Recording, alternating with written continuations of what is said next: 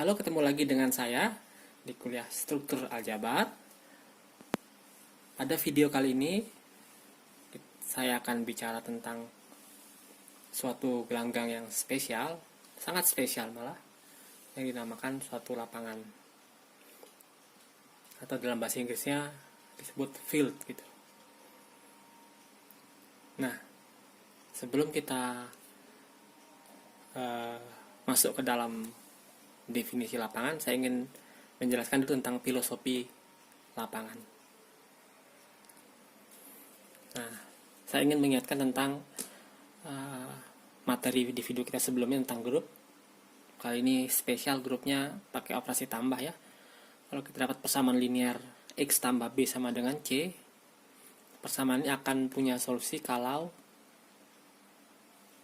himpunan itu membentuk suatu grup. Nah, kalau pada lapangan atau pada gelanggang ya, jadi kalau R punya satu gelanggang, atau B, C itu anggota R, otomatis pasti punya solusi. Karena apa? Karena R terhadap operasi tambahnya itu merupakan grup, malah grup komutatif lebih detailnya. Sekarang ini persamaan linear dengan satu buah operasi ya. Tentu sangat menarik kalau ada dua operasi pada persamaan linearnya ya. Contoh paling sederhana adalah kalau X-nya kita kalikan dengan A.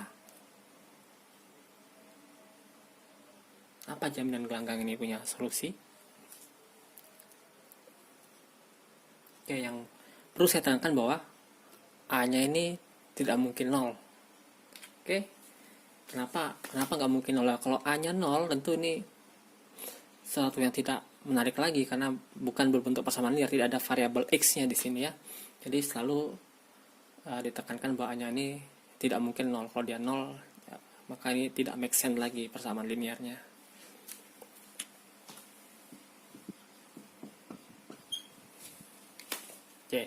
Sekarang kita ingin menunjukkan apa syarat tambahan agar suatu gelanggang itu punya solusi pada persamaan linearnya ini. Nah, B ini boleh pindah ruas ya, dan operasi gulungan operasi tambah.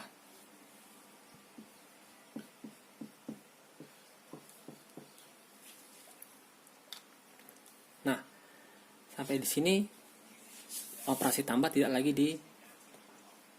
digunakan. Nah, agar X ini sama dengan sesuatu, maka A ini haruslah punya inverse terhadap operasi kali.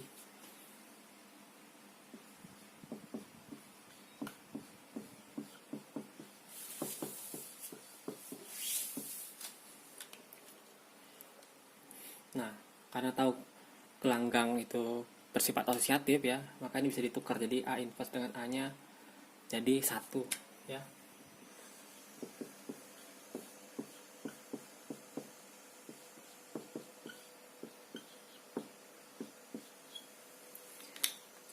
Nah, di sebelah kanan nih adalah sifat distributif yang merupakan salah satu sifat gelanggang. Sementara ini adalah sifat asosiatif dari perkalian ya. Nah, A inverse kali A itu akan menjadi 1 benar, atau identitas perkalian.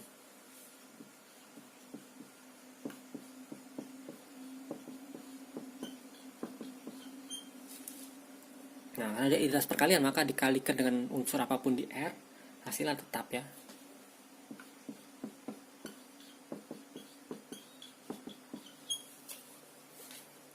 Nah, dari sini apa yang kita dapatkan? Bahwa untuk agar persamaan linear AX plus B sama dengan C punya solusi, haruslah yang pertama adalah unsur identitas perkalian ada di R, dan yang kedua adalah inverse dari setiap unsurnya. Setiap unsur dari gelanggang punya inverse, tentunya unsur tak nol ya. Nah, disinilah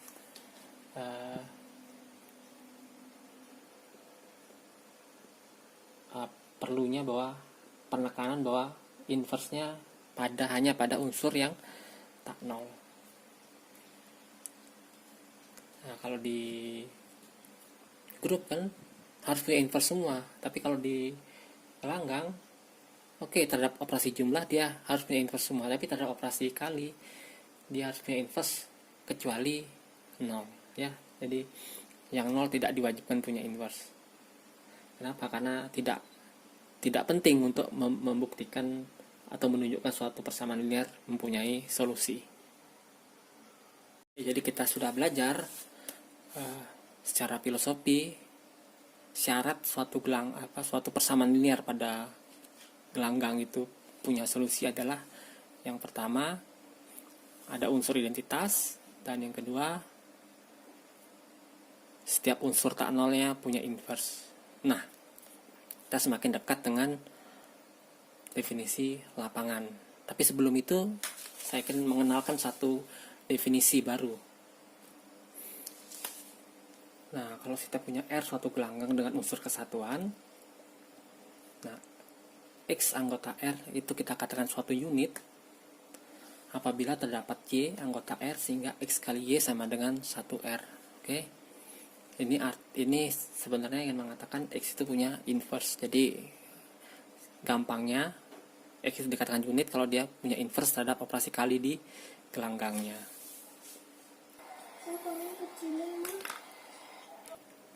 Oke, jadi kalau kita punya R suatu gelanggang dengan unsur kesatuan, itu apabila setiap unsur di R itu yang tak nol tentunya punya unit, maka kita bagi dua kasus ya. Kalau R-nya komutatif, maka kita katakan R itu suatu lapangan atau field ya. Nah, kalau R tidak komutatif, kita katakan dia gelanggang hasil bagi atau dalam bahasa Inggris Q field atau division ring. Ya. Jadi dua struktur matematika ini, dua sistem matematika ini adalah gelanggang yang kalau kita bikin suatu persamaan linear di sana pasti punya solusi. Oke, kita akan fokus video ini untuk di lapangan saja tentunya. Nah, ini akan dibahas sedikit saja. Oke, contoh dari lapangan: bilangan rasional, bilangan real, bilangan kompleks. Kita tahu itu punya inverse semua ya. Kayak contohnya bilangan real, inverse-nya adalah kalau X tak 0 maka inverse dari X adalah 1 per X. Demikian juga dengan di bilangan rasional dan juga di bilangan kompleks ya. Jadi semuanya punya inverse terhadap operasi tambah kecuali yang 0 aja ya. Jadi semuanya unit di sini kecuali 0. Oke, sementara di bilangan hasil bagi contohnya adalah quaternion. Oke, ini adalah quaternion, yaitu unsurnya dari 1, min 1, I, min I, J, min J, K, dan min K. Ini mirip dengan bilangan kompleks sebenarnya ya. Kalau bilangan kompleks kan kita kenal istilah I ya, dan I kuadrat itu sama dengan min 1. Nah, ini di sini J kuadrat dan K kuadrat juga sama-sama min 1. Dan perkaliannya yang menarik adalah kalau I dikali J, maka hasilnya adalah K. Kalau J kali I, hasilnya adalah min K. Gampangnya gitu. Jadi I kali J hasilnya adalah K. Oke, J kali K hasilnya I. K kali I hasilnya J. Dan kalau panahnya berbalik, misal J kali I, itu hasilnya min K. I kali K min J. K kali J min I. Jadi seperti itu ya. Dan ini membentuk suatu gelanggang hasil bagi ya. Ya, gampangnya inverse-nya min 1 dirinya sendiri. Inverse-nya I min I. Inverse-nya J adalah min J. Inverse-nya K adalah min K. Jadi seperti itu kurang lebih. Nah, ini ya kasarnya dikatakan seperti perumahan dari bilangan kompleks ya. Nah, ada satu yang menarik di lapangan. Lapangan ternyata merupakan suatu daerah integral ya. Tapi daerah integral belum tentu lapangan, karena kita tahu bahwa bilangan bulat adalah daerah integral unsur tak nolnya seperti 2, 3, 4, 5 itu tidak punya inverse rasikali. Jadi suatu daerah integral udah belum tentu suatu lapangan. Tapi ternyata kok suatu lapangan itu pasti suatu daerah integral. Oke, kita akan tunjukkan buktinya bahwa kalau kita punya X anggota lapangan, oke, kalau dia tak nol ya, oke, maka dikali dan kemudian terdapat Y,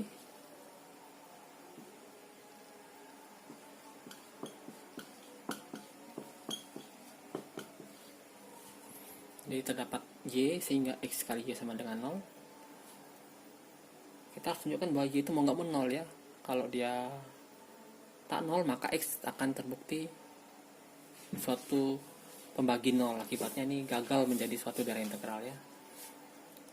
Oke, ya tapi karena X tidak 0 maka dia punya inverse. Jadi X, nah ini sendiri adalah 0. Sudah kita buktikan pada video sebelumnya. Dan ini karena berlaku sifat asosiatif perkalian nih, jadi 1 ya. Dan jadi sisa Y sama dengan 0. Jadi sudah terbukti kalau X nya tak 0 sembarang, maka dia pasti dan kalau dikali Y sama dengan 0 pasti Y nya itu harus harus 0. Akibatnya apa? X tidak mungkin suatu pembagi 0. Jadi kita bisa simpulkan bahwa kalau R suatu lapangan maka dia suatu daerah integral. Nah, yang menarik lagi adalah kalau R nya adalah sistem matematika berhingga, maka dua konsep ini, lapangan dan daerah integral, adalah dua hal yang sama persis ya. Jadi secara umum lapangan itu pasti daerah integral, tapi kalau kita batasin R nya adalah sistem matematika yang berhingga, maka daerah integral juga pasti suatu lapangan.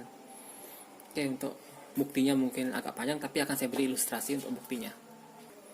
Jadi misalkan kita punya R yang terdiri dari 5 unsur, ini berbeda semua ya, unsur berbeda semua, 0, 1, X1, X2, X3. Oke, triknya adalah kita mengalihkan triknya. Jadi kita ambil suatu sembarang atas ini, misalkan X1 ya. Akan kita tunjukkan bahwa X1 itu pasti punya inverse ya. Inverse-nya kalau nggak X2, X3 atau dirinya sendiri. Oke, kita tulis.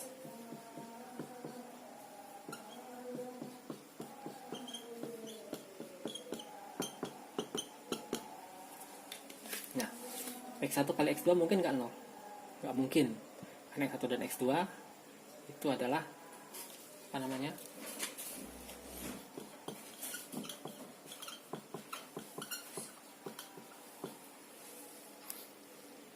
X1 X2 kan anggota R yang merupakan daerah integral. Jadi nggak mungkin X1 X2 kali 0. Kalau dia 0 berarti ada unsur tak 0 yang dikalikan hasilnya 0. Jadi ini jadi membagi 0 ya. Jadi mau nggak mau ini tidak mungkin 0. Mungkin nggak 1. Kalau 1 kita terbukti X1 nya punya inverse ya.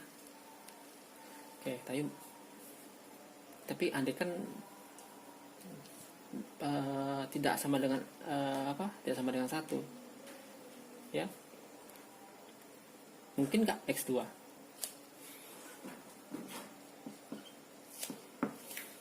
Nggak mungkin sama X2, karena X2 ditulis X1 kali X2. Akibatnya karena hukum pembatalan di daerah integral, X1 sama dengan 1. Padahal ini berbeda kan semua.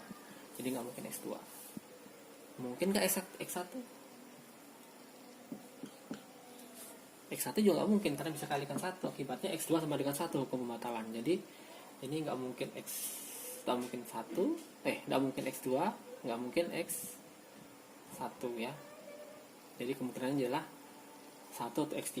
Nah, asumsikanlah dia tidak sama dengan 1 ya. Jadi sama dengan X3. Nah, X1 kali X3 berapa? Dengan argumen serupa dia nggak mungkin X1, nggak mungkin X2. Kalau sama dengan 1, terbukti dia punya inverse ya. Nah, sekarang kita andaikan tidak sama dengan 1. Sama dengan mau nggak mau harus sama dengan X2.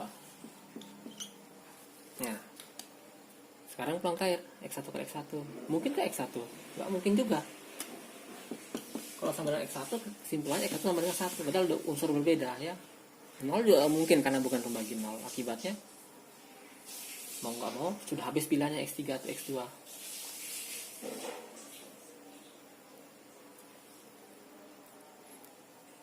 Kenapa habis pilihannya? Oke. Saya misalkan jadi X2 sama dengan X2. Akibatnya bisa diganti gini kan, X1 kali X3. Dari hukum batalan X1 jadi sama dengan X3 lagi. Oke, jadi nggak mungkin sama dengan X2.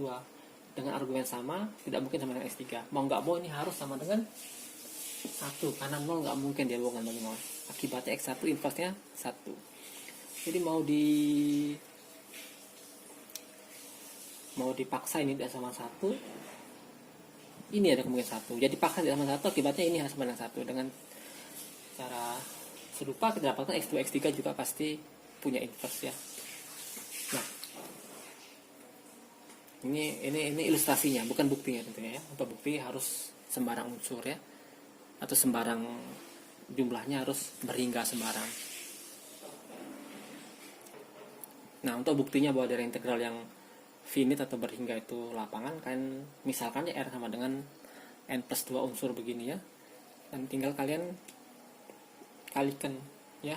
Kita ambil xj sembarang, xj di sini kita kalikan dengan ini, xj x1, xj x2 sampai xj xn. Oke. Dan ini kalian dengan cara yang nggak serupa banget sih, tapi ya idenya seperti itu. Kalau tidak sama dengan 1, akibatnya nanti salah satu di antara yang lain adalah sama dengan 1. Akibatnya xd punya inverse ya. Jadi kalau R-nya berhingga, maka dari integral itu suatu lapangan. Oke, silakan dicoba buktinya sendiri di rumah sebagai latihan. Nah, ada satu lagi sifat menarik dari suatu lapangan ya. Kalau sebelumnya kita bicara gelanggang, pasti kita punya ideal ya. Ternyata lapangan tuh idealnya cuma 2, yaitu 0 atau dirinya sendiri ya. Jadi kalau kita punya gelanggang komutatif dengan unsur kesatuan, R itu lapangan jika idealnya hanya 0 dan dirinya sendiri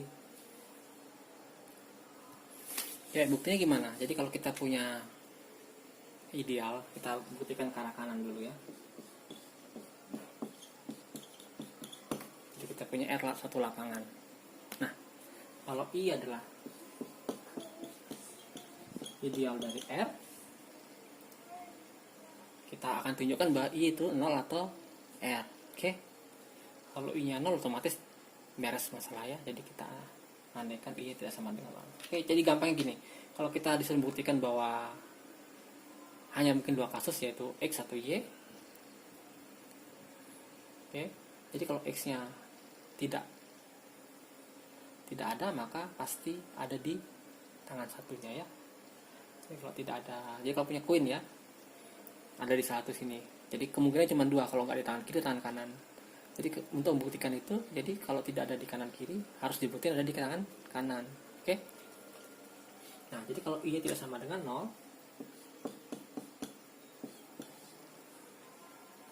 kita akan tunjukkan bahwa I itu sama dengan R. Nah, kalau I tidak sama dengan 0 artinya apa?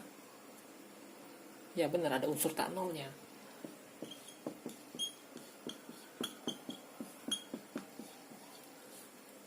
Nah, kan di lapangan pasti punya inverse. Akibatnya, entah inverse-nya jadi I atau enggak ya, tapi dia punya inverse. Akibatnya X inverse kali I itu pasti di I ya. Jadi apapun anggota R, kalau dikalikan I pasti di I ya, atau seperti itu ya. Akibatnya X inverse X itu anggota I. Nah, kan X inverse X anggota I, akibatnya satu anggota I. Nah, kesimpulannya apa? Nah, di video sebelumnya kita buktikan bahwa suatu ideal itu sama dengan gelanggangnya kalau jika satu ada di ideal itu. Nah, dari sini kita dapat simpulkan bahwa I-nya mau nggak mau sama dengan R. Oke. Jadi sudah terbukti kalau di lapangan, kita tunjukkan bahwa I-nya kalau nggak 0 pasti R. Sebaliknya bagaimana? Nah, sebaliknya kita misalkan berlaku bahwa ideal dari R hanya 0 dan dirinya sendiri. Nah, untuk membuktikan R lapangan, syaratnya tinggal satu. Buktikan setiap unsur tak nolnya adalah unit atau punya inverse ya. Jadi kita misalkan X.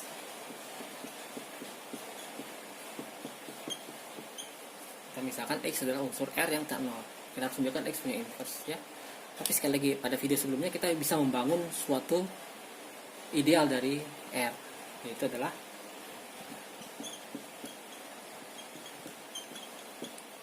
XR ideal ya. Nah, karena ini gelang komutatif ya nggak begitu penting dia kiri atau kanan ya. Ini pasti ideal dua sisi. Ideal apa? Idealnya mungkin nggak nol. Nggak mungkin karena di R ada 1. Jadi X ada di sini dan X tidak nol, akibatnya ini tidak mungkin ideal nol. Mau nggak mau XR itu sama dengan R.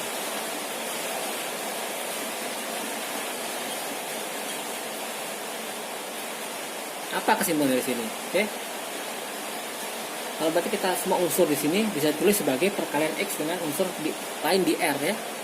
Jadi kita dapatkan bahwa kalau 1 ada di sini, akibatnya 1 sama dengan X kali sesuatu ya. Akibatnya apa? Y adalah inverse X. Jadi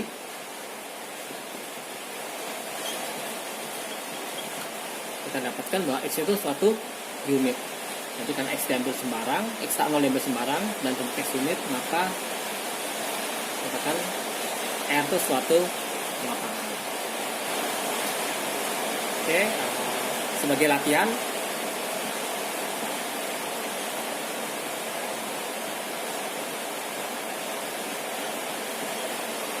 kalian temukan syarat perlu dan cukup agar Sn membentuk suatu lapangan. Oke, pada video sebelumnya saya udah beritahu bahwa Zn ini atau PR sebelumnya ya, Zn ini daerah integral pada saat n tertentu ya. Nah sekarang kalian cari kapan dia ke lapangan. Oke, kalian bisa manfaatkan teorema-teorema yang sudah pernah saya jelaskan sebelumnya. Oke, materi tentang lapangan mungkin cukup segini aja. Kalau ada pertanyaan silakan tulis komentar atau bisa hubungi saya. Oke, sampai ketemu pada video selanjutnya.